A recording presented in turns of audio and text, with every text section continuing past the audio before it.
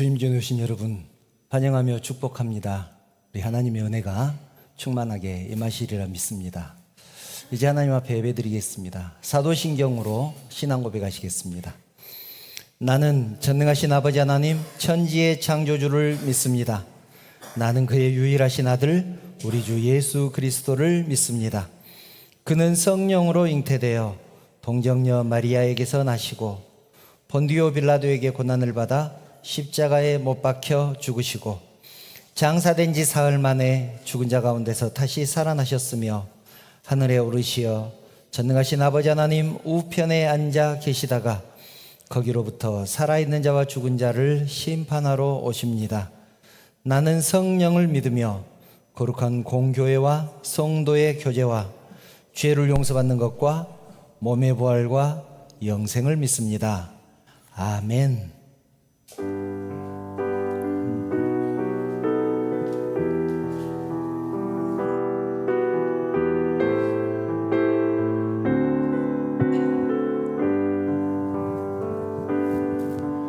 내 손을 주께 높이 듭니다. 내 찬양 받으실 주님, 내 맘을 주께 활짝 엽니다. 내 찬양 받으실 주님,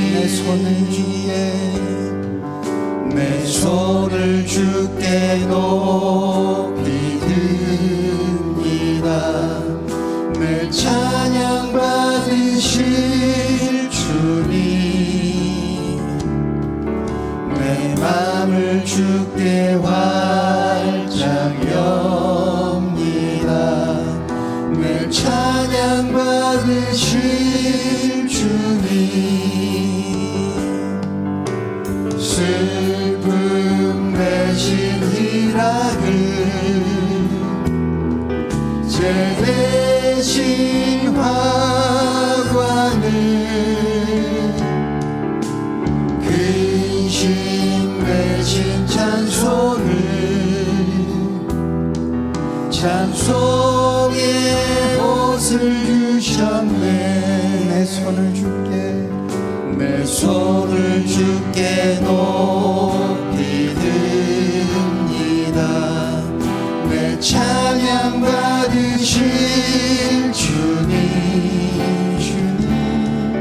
내 맘을 주께 활짝 엽니다. 내 찬양 받으실 주님, 갑시다. 내 손을 주께 높이 듭니다. 내 찬양 받으실 주님, 내 맘을 주께 활짝 엽니다. 내 찬양 받으실 주님, 슬픔 대신 희락을, 죄 대신 화관을, 근심 대신 찬송을, 찬송의 옷을 주셨네.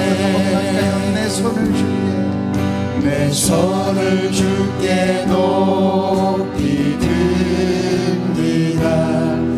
내 찬양 받으실 주님, 내 맘을 주께 활짝 엽니다. 내 찬양 받으실 주님, 슬픔 대신 희락을, 죄 대신 화관을, 근심 대신 찬송을, 찬송의 옷을 주셨네. 슬픔 대신 희락을, 슬픔 대신 희락을 죄 대신 화관을 근심 대신 찬송을 찬송의 옷을 주셔서 세상 소망 다 사라져가도 주의 사랑은 끝이 없으니 살아가는 이 모든 순간이 주 은혜임을 나는 믿네. 주 나의 모습 보네. 상한 나의 맘 보시네. 주 나의 눈물 안에 홀로 울던 맘 아시네. 주 사랑 내게 있네. 그 사랑이 날 채우네. 주 은혜 내게 있네. 그 은혜로 날 세우네. 세상 소망 다 사라져가도 주의 사랑은 끝이 없으니 살아가는 이 모든 순간이 주 은혜임을 나는 믿네. 주 나의 모습 주 나의 모습 보네. 상한 마음을 주님께 내어놓습니다. 상한 나의 맘 보시네. 주 나의 눈물 안에 홀로 울던 맘 아시네. 주 사랑 내게 있네. 주 사랑 내게 있네. 그 사랑이 날 채우네. 주 은혜 내게 있네. 그 은혜로 날 세우네. 세상 소망 세상 소망 다 사라져가도 주의 사랑은 끝이 없으니 살아가는 이 모든 순간이 주 은혜임을 나는 믿네. 세상 소망 다 사라져가도 세상 소망 다 사라져가도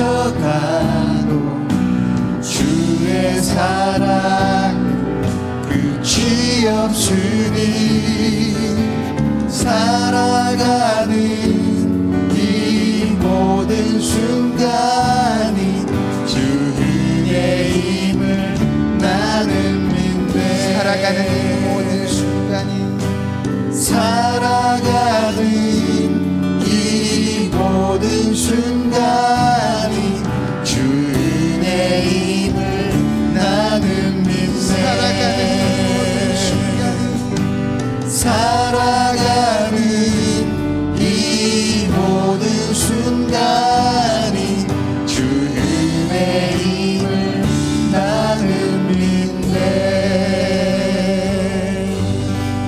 아멘.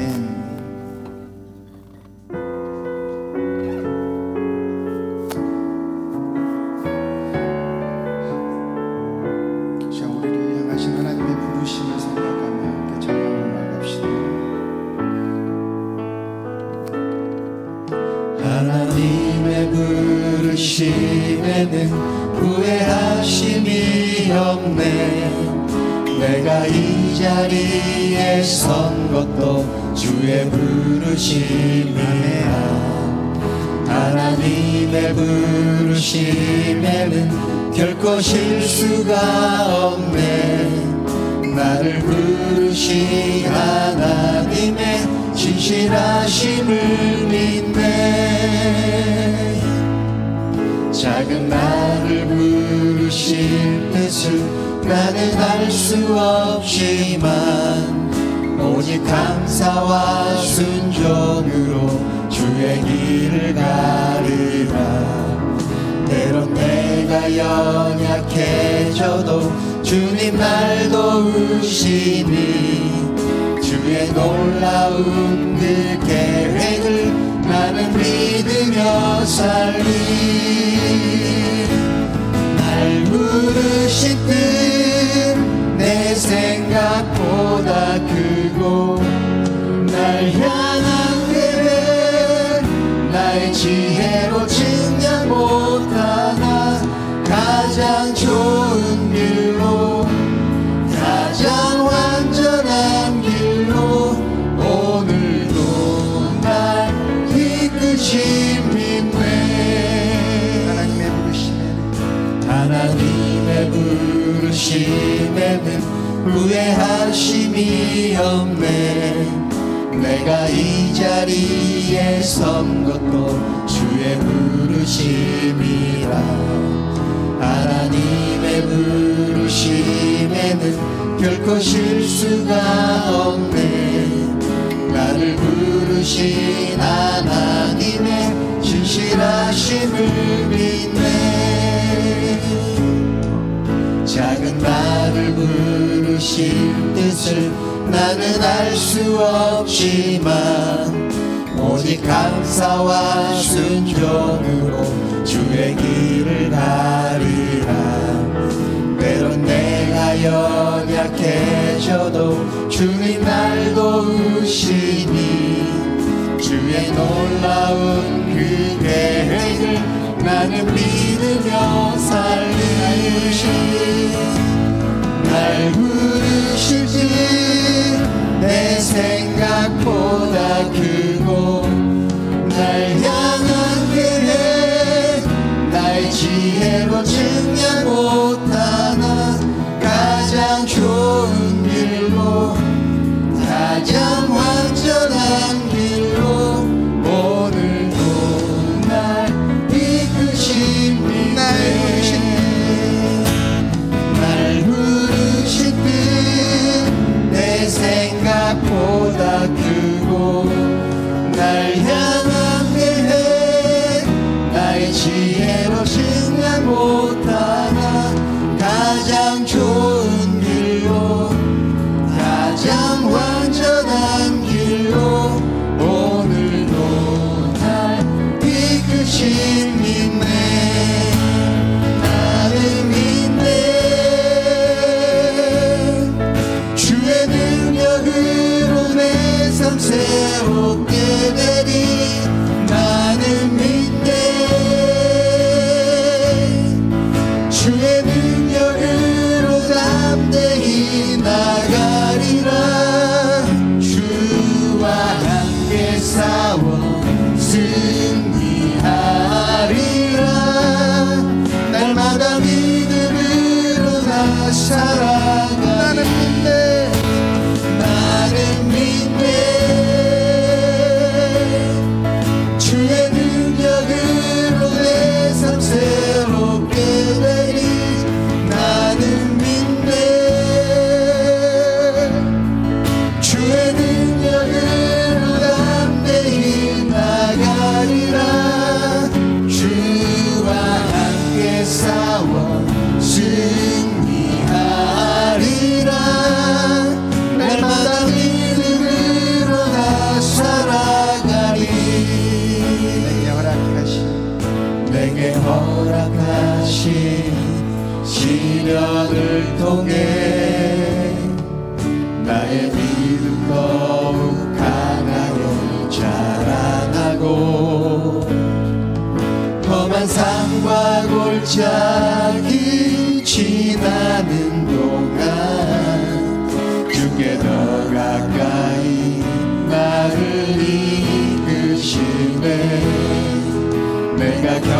시험이 어렵고 힘겨워도 내 주님보다 크지 않네. 내 앞에 바다가 달라지지 않으면 주가 나로 바다 위로 고백합시다. 깨나니 나는 믿네. 나는 믿네. 주의 능력으로 내 삶 새롭게 되리. 나는 믿네. 주의 능력으로 담대히 나가리라. 주와 함께 싸워 승리하리라. 날마다 믿음으로 나 살아가리. 목소리로 나는 믿네. 나는 믿네. 주의 능력으로 내 삶 새롭게 되리. 나는 믿네. 주의 능력으로 담대히 나가리라. 주와 함께 싸워 승리하리라. 날마다 믿음으로 나 살아가리. 너 기도를 멈추지 마라. 내가 너의 그 모든 상황 바로 역전시키리니. 너 기도를 멈추지 마라. 내가 잠시도 쉬지 않고 모든 걸 지켜보고 있으니. 너 기도를 멈추지 마라. 내가 너의 그 모든 상황 바로 역전시키니. 너 기도를 멈추지 마라. 내가 잠시도 쉬지 않고 모든 걸 지켜보고 있으니. 너 기도를 멈추지 마라. 내가 너의 그 모든 상황 바로 역전시키니. 너 기도를 멈추지 마라.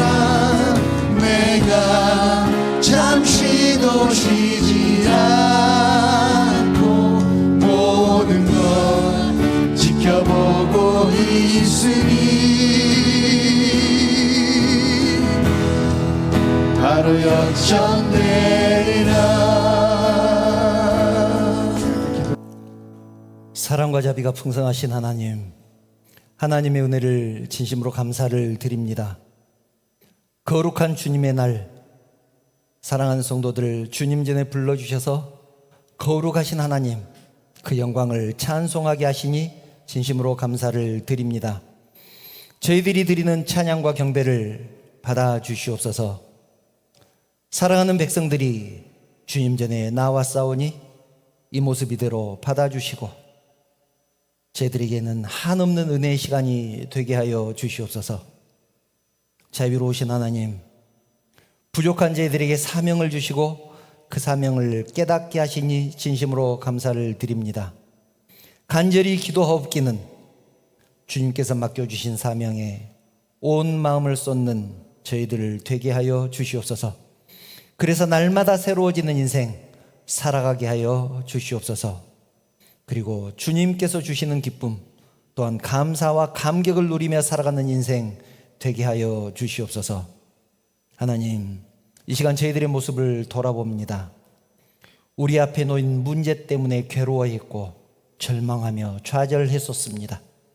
그러나 이제는 문제보다 크신 하나님을 바라보게 하시고 능히 그 문제를 해결하시는 하나님의 능력을 믿고 나갈 수 있도록 힘과 능력을 허락하여 주시옵소서. 골리앗을 바라보지 말게 하시고 골리앗을 능히 무너뜨릴 수 있는 하나님을 믿고 나아가게 하여 주시옵소서. 하나님, 이 시간 사랑하는 성도들이 마음과 정성을 다해서 하나님을 예배합니다. 이 예배를 통해서 하나님만 영광 받아 주시옵소서. 모든 말씀을 거룩하신 예수님의 이름으로 기도드리옵나이다. 아멘.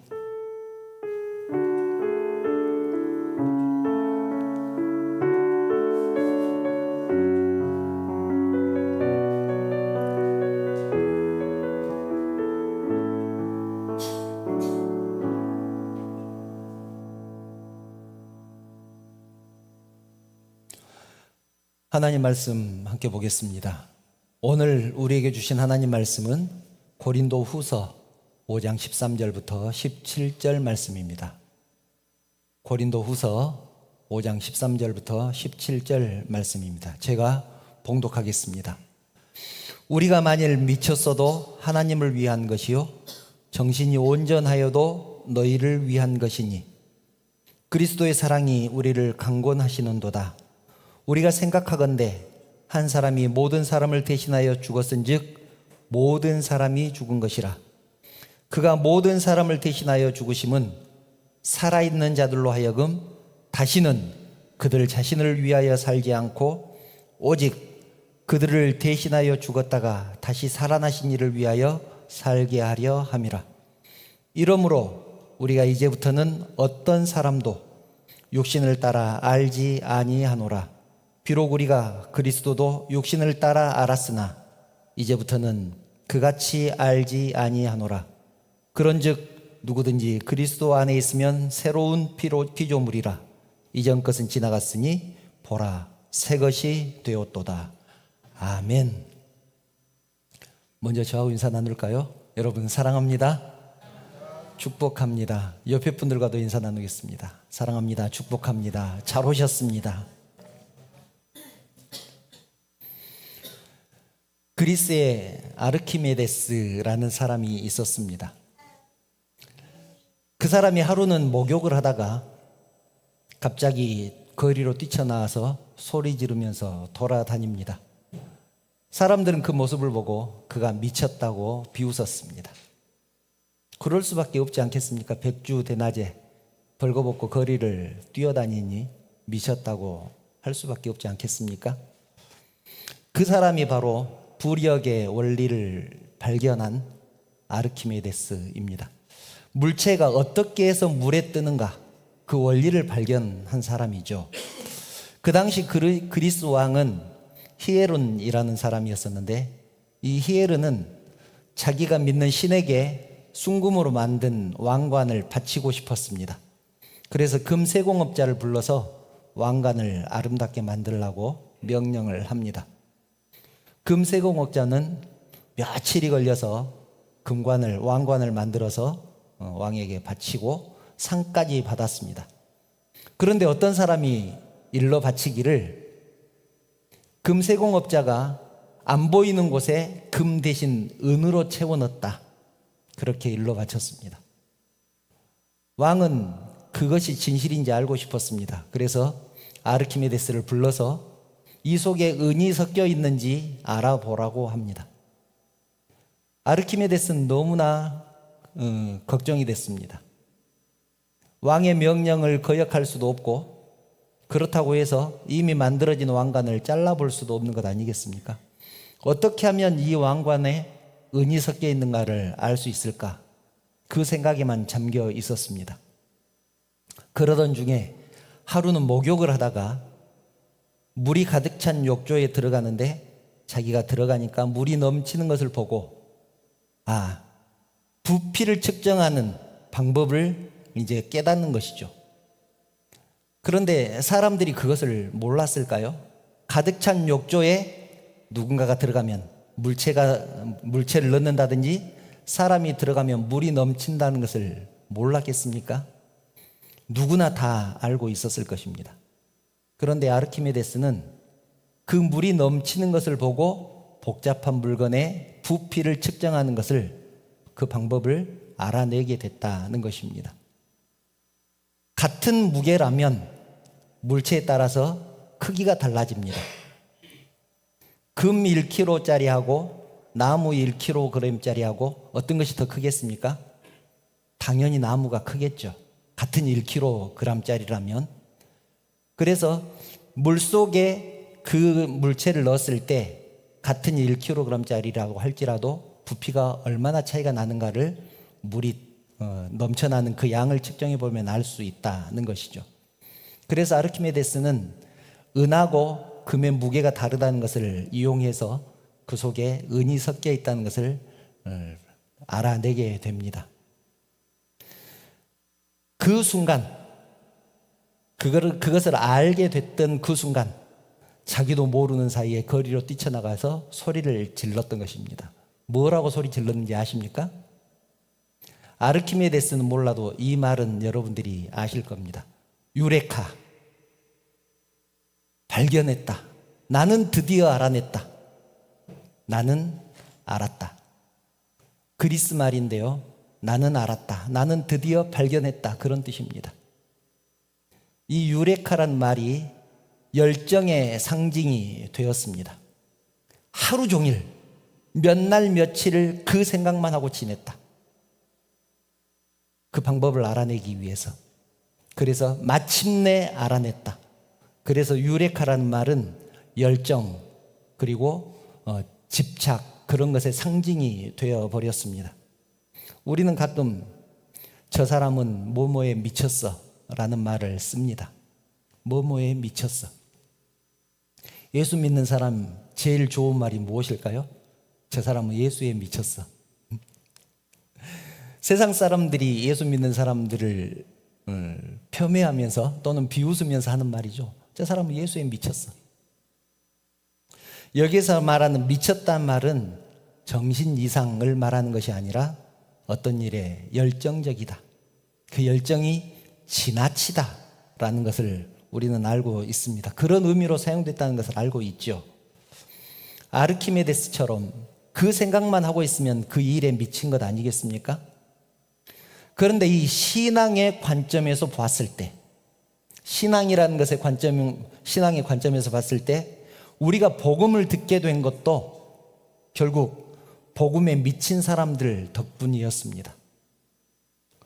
잡히면 죽을 줄 뻔히 알면서도 복음을 전한 그 사람들 덕분에 예루살렘과 유대, 사마리아를 거쳐서 땅 끝에 있는 우리나라까지 그 복음이 전달돼서 우리들도 예수를 믿게 된 것 아니겠습니까? 복음에 미친 사람들 덕분에 우리가 다시 살게 된 줄 믿습니다. 오늘은 우리의 신앙의 방향성에 대해서 함께 이 얘기를 해보려고 합니다. 신앙의 방향성. 본문 13절을 보면 이렇게 말씀하죠. 우리가 만일 미쳤어도 하나님을 위한 것이요, 미쳤어도 하나님을 위한 것이요, 정신이 온전하여도 너희를 위한 것이니, 그렇게 말씀합니다. 고린도 교인들은 바울과 디모데가 미쳤다고 생각을 했습니다. 왜냐하면 이 두 사람이 전도하는 것에 대한, 즉 영혼 구원에 대한 열정이 자기들이 생각하는 것과 달랐기 때문에 그렇습니다. 어떻게 달랐을까요? 주님 일이 취미인 사람과 주의 일에 목숨을 건 사람이 어떻게 같을 수 있겠습니까? 고린도 교회 성도들은 그 당시 믿음이 취미 수준이었다는 얘기입니다. 해도 그만, 안 해도 그만. 내가 좋으면 하고 싫으면 그만두는 것이 취미 아닙니까?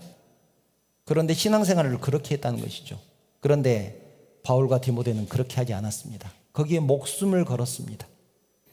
그러니 그 사람들 눈에, 고린도 교회 성도들 눈에 바울과 디모데가 정상으로 보였겠느냐는 것입니다. 그래서 미쳤다고 수군거렸습니다. 그러니까 바울이 거기에 대해서 대답한 말이 13절입니다. 내가 미쳤어도 하나님을 위한 것이다. 미쳤어도 하나님을 위한 것이다. 바울이 얼마나 미쳤냐면 사도행전 26장 24절을 보면 그때 베스도가 로마의 총독이었는데 베스도가 바울에게 했던 얘기가 나옵니다. 바울아, 네가 미쳤어도 미쳤도다. 네 많은 학문이 너를 미치게 하는도다. 바울아, 네가 미쳤도다. 너의 많은 학문이 너를 미치게 하는도다. 그렇게 말을 합니다. 그런데 저 상황이 어떤 상황이냐면 바울이 복음을 전하다가 잡혀갔습니다. 로마 법정에 끌려갔습니다. 신문 받는 도중에 그 당시에 로마의 왕이 아그리빠였는데 아그리빠 왕과 베스도 총독에게 예수 믿으라고 복음을 전합니다. 아니, 전도하다가 붙잡혀서 재판을 받고 있는데 미치지 않고서야 자기를 신문하는 사람에게 예수 믿으라고 할 수 있겠습니까? 베스도 총독이 얼마나 어이가 없었으면 바울아, 네가 미쳤도다 그렇게 말을 했겠습니까? 바울은 복음을 위해서 자기의 가문, 자기가 가졌던 학벌, 명예, 신분 이런 것들을 다 버리고 예수 그리스도의 십자가만 자랑했습니다.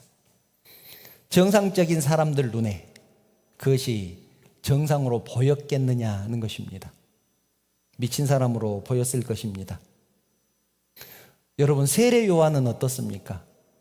여러분들은 세례 요한이 정상이라고 생각하십니까?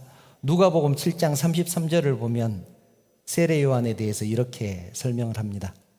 세례 요한이 와서 떡도 먹지 아니하며 포도주도 마시지 아니하며 너희 말이 귀신 들렸다 하더니, 사람들이 세례 요한을 두고 수군수군했습니다. 그가 귀신 들렸다 또는 미쳤다 그렇게 수군거렸습니다. 거기에 대해서 예수님이 하신 말씀입니다. 너희들이 세례 요한이 와서 먹지도 않고 마시지도 않으니까 귀신 들렸다고 수군거리지 않았느냐? 혼자 광야에서 낙타털옷을 입고 빵도 먹지 않고 포도주도 마시지 않고 메뚜기하고 석청을 먹으면서 혼자 회개하라고 천국이 가까워 왔다고 그렇게 들판에서 소리 지르고 있으니 정상으로 보였겠습니까? 그런데 놀라운 것은 사람들이 그런 세례 요한에게 가서 세례를 받았다는 것입니다.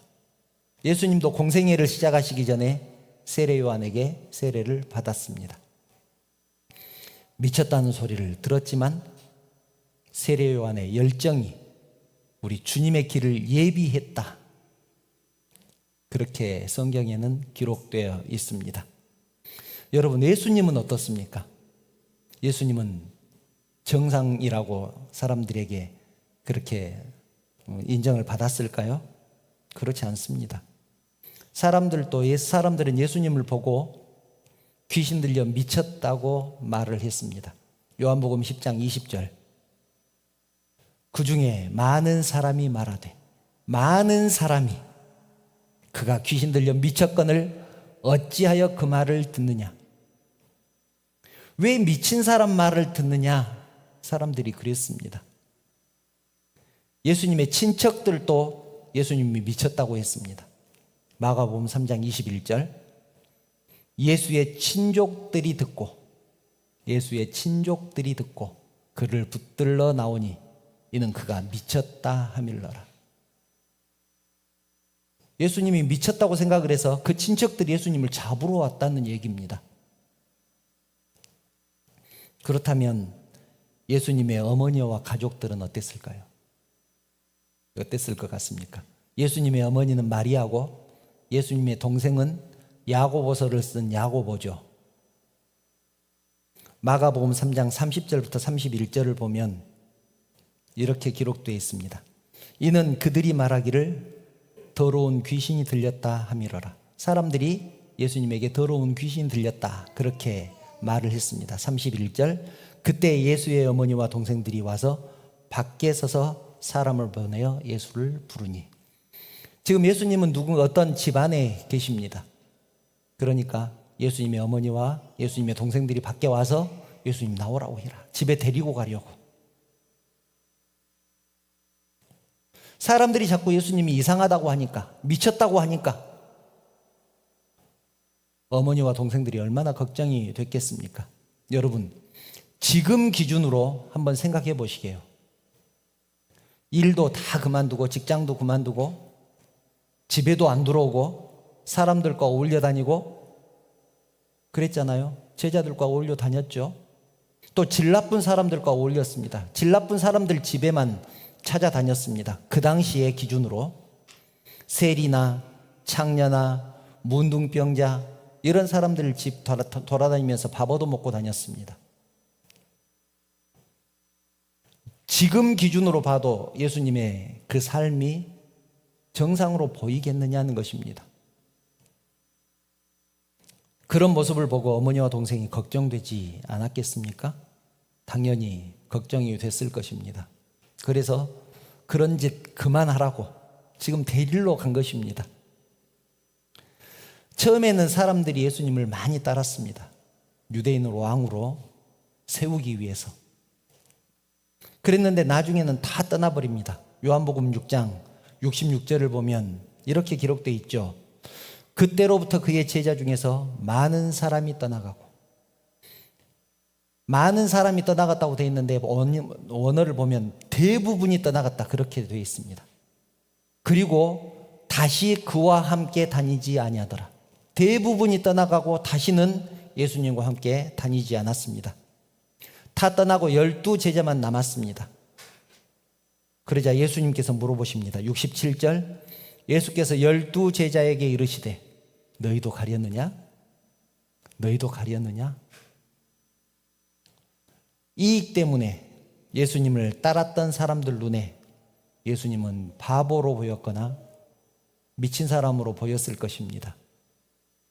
결국 자기들이 생각하는 메시아가 아니었기 때문에 떠났다는 것 아니겠습니까? 오늘 말씀드린 이 미쳤다는 말은 열정을 의미합니다. 열정. 자기 전체를 바치는 것. 온 마음과 정신을 거기에 쏟는 것을 말합니다. 그것만을 생각하고 그것만을 소망하는 것을 의미합니다. 우리의 의지, 감정과 열정, 생명, 존재감을 비롯한 모든 것을 그 사명에, 그 대상에 쏟는 것을 말합니다. 그것을 열정이라고 합니다. 그런데 우리가 꼭 기억해야 될 것은 미쳐도 올바른 데에 미쳐야 된다는 것이죠. 옛날 말에 미쳐도 곱게 미치라는 말 있지 않습니까? 미쳐도 곱게 미쳐라. 삼손은 잘못된 것에 미쳐서 망한 대표적인 사람이었습니다. 삼손은 나면서부터 하나님께 드려졌던 사람입니다. 사사기를 보면 삼손에 대해서 기록하고 있는데 삼손은 나실인이었다 그렇게 기록되어 있죠. 하나님께 드려진 사람을 나실인이라고 말합니다. 그리고 힘이 무척 셌습니다. 맨손으로 사자를 찢어 죽일 만큼, 그리고 나귀 턱뼈 하나로 1000명을 때려 죽일 만큼 힘이 셌던 사람이었습니다. 그런데 그 힘을 바른 데 쓰지 않고 데릴라에게 미쳐서 자기의 사명을 잊어버렸습니다. 그 결과 어떻게 됐습니까? 데릴라에게 속아서 머리털이 잘리고 힘을 잃게 됩니다. 그리고 블레셋의 군사들에게 잡혀가서 두 눈이 뽑히고 성전 기둥에 묶여서 하나님을 모욕하는, 모욕을 당하는 그런 신세가 되어버렸습니다. 세상이 웃음거리가 되어버린 것이죠. 미쳐야 할 곳에 미치지 않았기 때문에 그런 신세가 된 것입니다. 어거스틴은 어떻습니까? 어거스틴도 주님을 믿기 전에는 다른 것에 미쳐 있었습니다. 진리를 찾기 위해서 철학에 미쳐 있었고, 종교를 찾겠다고 마니교라는 이단 종교에 빠져서 헤맸습니다.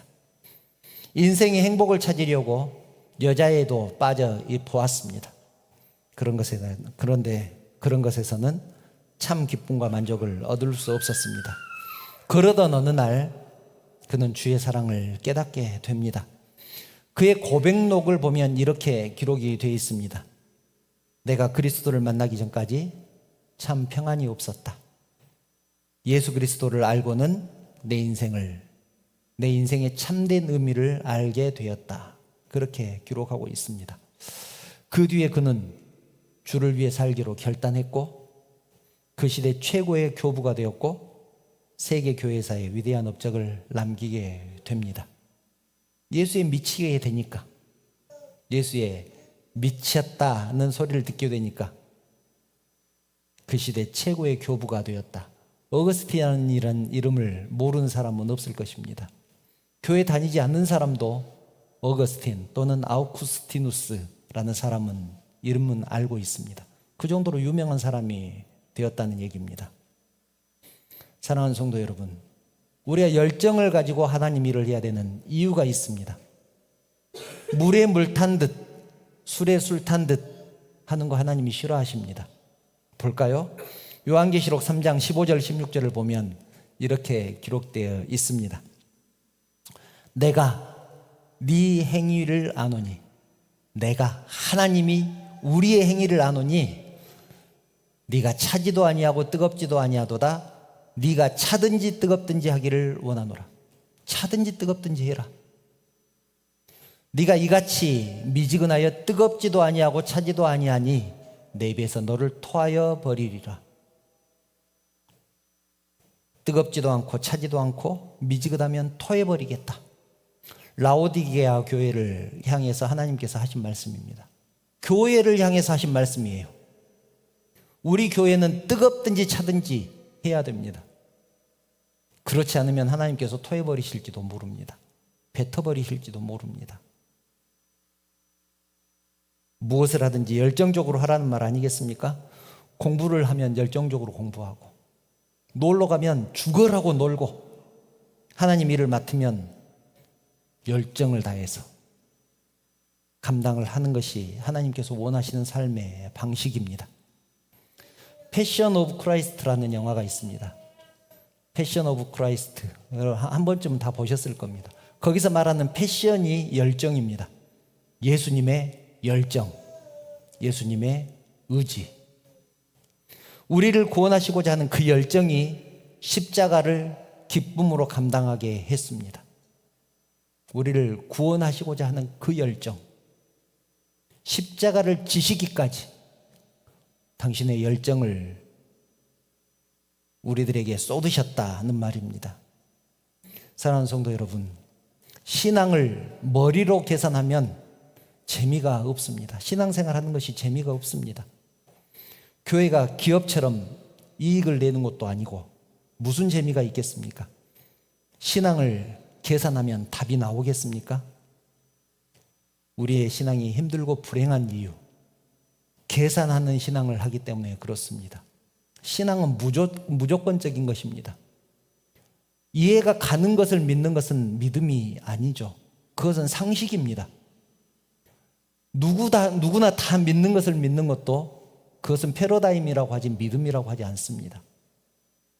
믿을 수 없는 것, 이해가 되지 않는 것을 믿는 것이 믿음 아니겠습니까?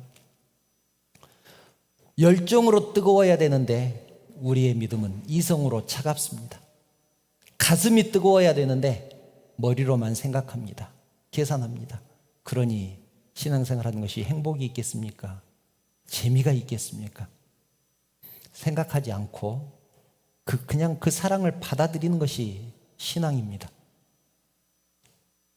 계산하지 않고 그냥 사랑하는 것이 신앙입니다. 사랑하는 성도 여러분, 그런데 가만히 생각해 보면 신앙의 관점에서 봤을 때 단순하게 열정적인 신앙생활을 해라 라는 말은 무엇인가 조금 부족합니다. 그렇지 않습니까? 왜냐하면 예수 믿지 않는 사람들도 열정적인 사람이 얼마나 많습니까? 또 신앙 아닌 것에 열정을 쏟는 것도 얼마나 많습니까? 덕후라고 하죠. 자동차에 미친 사람, 오디오에 미친 사람, 또 일에 미친 사람 얼마나 많습니까? 그런 의미에서 신앙의 관점에서 미쳤다는 것은 단순하게 신앙생활을 열정적으로 하라는 의미를 넘어서 열정적으로 하라는 의미 말고 올바른 방향으로의 전환을 의미하기도 합니다. 올바른 방향으로 방향을 바꿔라. 즉 세상 사람이 그리스도인으로 바뀌는 것을 열정이라고 합니다. 제가 신학하게 했을 때, 처음 신학하게 했다고 했을 때 같이 음악했던 사람들이 하나같이 저에게 미쳤다고 했습니다. 정말로 미쳤다고 했습니다. 너 미쳤냐? 이 좋은 걸 놔두고 왜 다 미쳤다고 했죠. 그들 눈에 제가 정상으로 보였겠습니까? 신앙적인 관점에서 미쳤다는 말은 얼마나 열정적인가가 아니라, 거기에 국한되는 것이 아니라 방향의 전환까지를 의미한다는 것. 이것은 우리가 꼭 기억하셔야 합니다. 얼마나 빠른가가 중요한 것이 아니라 얼마나 정확한가가 중요합니다. 지금까지의 목표와 다른 목표를 가지고 지금까지 살던 방식과 다른 방식으로 사는 것을 말합니다. 그것이 바로 우리들 말로 예수 안에 있는 것, 예수 안에 있다라고 말을 하는 것입니다. 여러분, 예수 안에 있으면 어떻게 될까요? 본문 17절을 보면 이렇게 말씀합니다. 그런즉 누구든지 그리스도 안에 있으면, 예수 안에 있으면, 그리스도 안에 있으면 새로운 피조물이라. 이전 것은 지나갔으니 보라 새 것이 되었도다. 그래서 새 것이 되기 위해서는 예수 안에 있어야 됩니다. 예수 안에 있다는 말은 삶의 방향을 전환하는 것, 방향을 전환한 후에 열심히 사는 것, 그것이 새 것이 되는 방법입니다. 오늘 말씀이 제목이 새 것이 되려면입니다. 새 것이 되기 위해서는 예수 그리스도를 향한 열정을 가지고 살아가는 것입니다. 술, 담배 하던 사람이 갑자기 끊으면 친구들이 그럽니다. 저거 베레브루스야. 전라도 말로 그러죠. 그런 말 여러분들 흔히 들어보지 않았습니까? 저 베레브루스. 자기만 알던 이기적인 사람이 갑자기 이웃을 위해서 사는 것, 그것도 세상 사람들 눈에 이상하게 보일 것입니다. 주일만 되면 산으로 들러 놀러 다니던 사람이 무슨 일이 있어도 예배드리러 교회 간다고 하니 이상하다고 생각하지 않겠습니까? 이상하다고 생각할 것입니다. 사람들은 그 모습이 낯설기 때문에 미쳤다고 하는 것입니다. 그런데 예수를 믿는다는 것이 그런 것입니다. 예수 밖에 세상에서 살던 사람이 예수 안으로 들어왔으니 세상 사람들 눈에 정상으로 보이겠습니까? 낯설게 느껴지지 않겠습니까? 사랑하는 성도 여러분, 한 번뿐인 우리 인생, 누구에게 어디에다 바치겠습니까? 예수님에게 바쳐진 인생보다 더 값진 인생이 어디에 있겠습니까? 주의 사명을 위해서 사는 인생보다 더 멋진 인생이 어디 있겠습니까? 그런 인생 살라고 우리를 새 것으로 만들어 주신 줄 믿습니다. 이제는 주님 안에서 주님께 미친 인생, 주님만을 위해서 열정과 열심을 쏟아내는 그런 인생 살아가기를 주님의 이름으로 축원합니다. 찬양하신 후에 기도의 자리로 나가겠습니다. 내 마음에 주를 향한 사랑이, 함께 찬양합니다.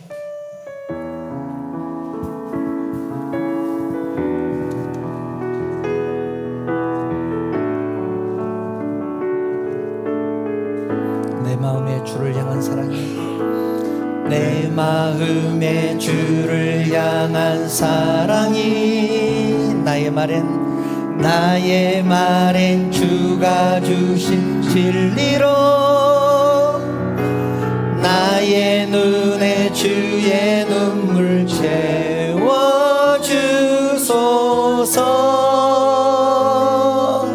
아멘. 내 입술에 찬양의 향기가, 내 입술에 찬양의 향기가, 두 손에는 주를 닮은 섬김이 나의 삶에 주의 흔적 남게 하소서. 아멘. 하나님의 사랑이 영원히 함께하리. 십자가의 길을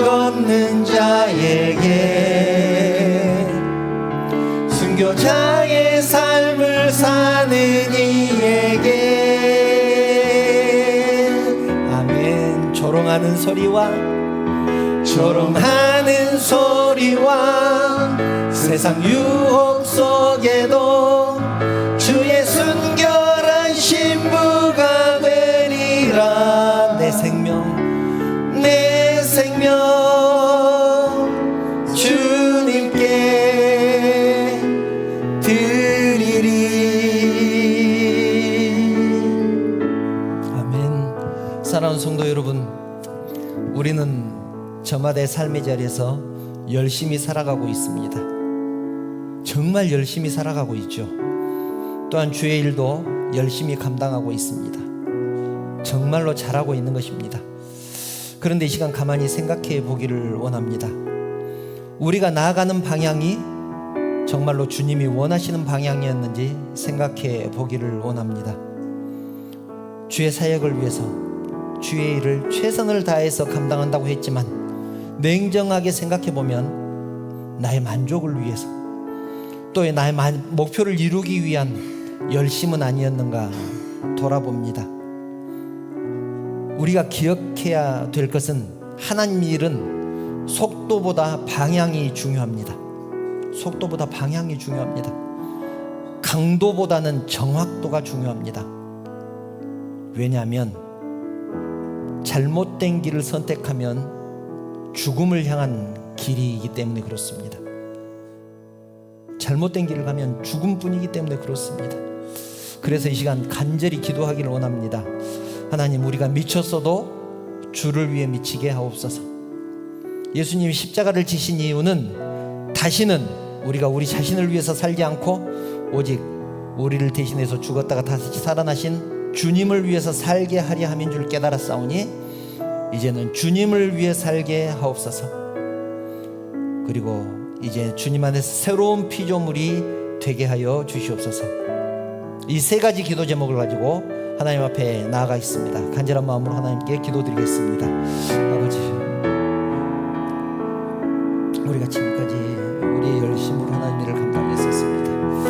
하나님, 그런데 오늘 우리의 신앙생활을 돌아봅니다.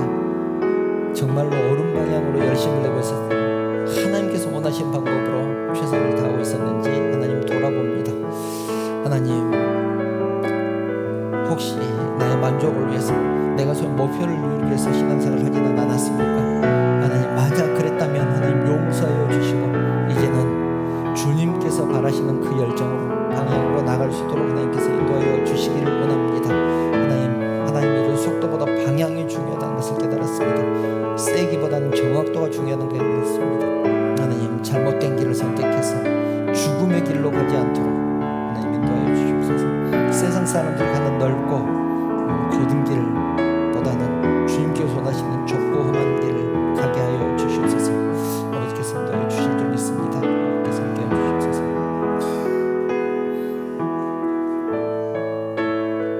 아버지, 인도하여 주실 줄 믿습니다.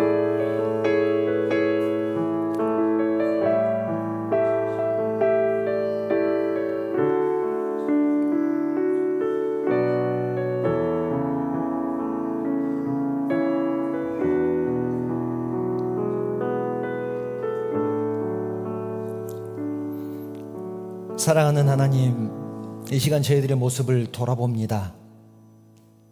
하나님 일을 감당하면서 최선을 다해서 열심히 감당을 했습니다.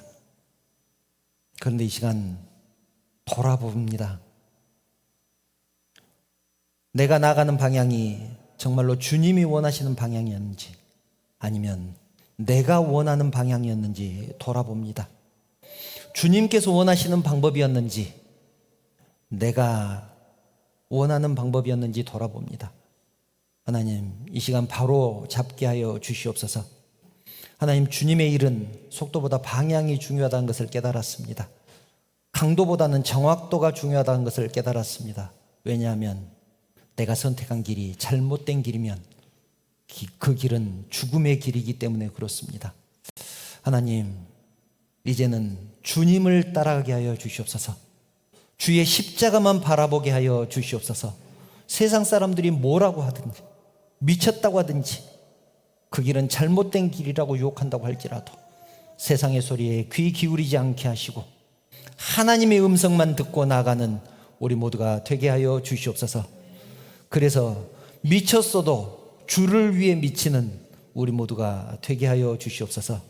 그리고 주님 안에서 새로운 피조물로 거듭나기를 원합니다. 하나님께서 원하시는 삶 살아가게 하여 주시옵소서. 하나님, 사랑하는 성도들이 주님 전에 나올 때 빈손 들고 나오지 않고 주님 것을 구별해서 하나님께 바칩니다. 11조로 주정헌금으로 감사헌금으로 성교헌금 구제헌금 여러 가지 제목으로 드린 예물들 하나님께서 기뻐 받아주시고 드린 심령들을 축복하여 주시며 이 물질이 사용되는 곳에 오직 하나님의 영광만 드러날 수 있도록 일일이 간섭하시고 섭리하여 주시옵소서. 하나님, 사랑하는 성도들을 축복하여 주시기를 원합니다. 그 가정을 축복하여 주시고 자녀들을 축복하여 주시고 부모님을 축복하여 주시고 하나님, 그 가정이 필요한 것들 무엇인지 알지 못하지만 하나님께서는 아시오니 필요한 것들로 넉넉하게 채워주시고 풍성하게 채워주시옵소서. 무엇보다도 건강함으로 하나님께서 채워주시기를 원합니다. 그리고 그 마음속에 기쁨과 감사가 넘칠 수 있도록 하나님께서 인도하여 주시옵소서. 이제 사랑하는 성도들이 또 내일부터 세상을 향해서 나갈 것입니다. 세상 가운데서도 주님 말씀 붙들고 승리하는 사랑하는 성도들 되게 하여 주시옵소서. 모든 영광 우리 하나님 받으시기를 원합니다. 거룩하신 예수님의 이름으로 기도드리옵나이다. 아멘.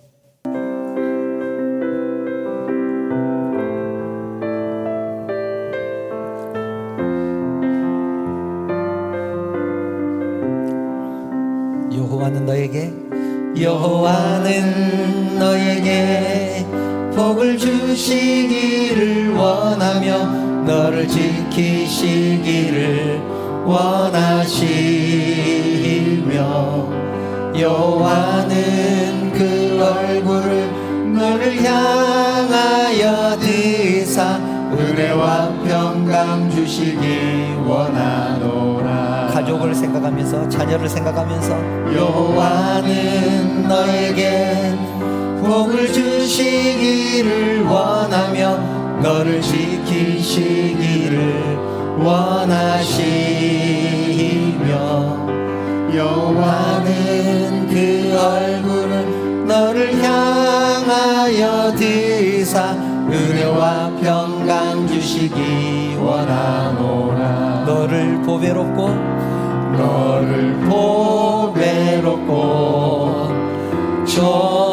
존귀하게 여기시는 하나님이 내 삶 속에서 이 약속을 신실하게 이루시리. 땅에 기름진 것으로 하늘에 신령한 것으로 너를 복주시고 지키신 하나님이 너의 영혼 잘 되도록 은혜 베푸시며 평강으로 인도하시리. 평강으로 인도하시리. 우리 주님 예수 그리스도의 은혜와 하나님의 그 크신 사랑과 감동하시고 감화하시고 위로하시고 충만하신 성령의 교통하심이 미쳤어도 하나님을 위해 미치기를 소망하며 오직 주 안에서 새로운 피조물이 될 것을 다짐하는 사랑하는 주의 백성들 머리 위에, 그 가정과 자녀들 머리 위에, 하시는 사업과 직장 위에, 섬기는 우리 언약교회 위에, 그리고 이 나라 이 민족 위에 지금부터 영원토록 함께 있을지어다. 아멘.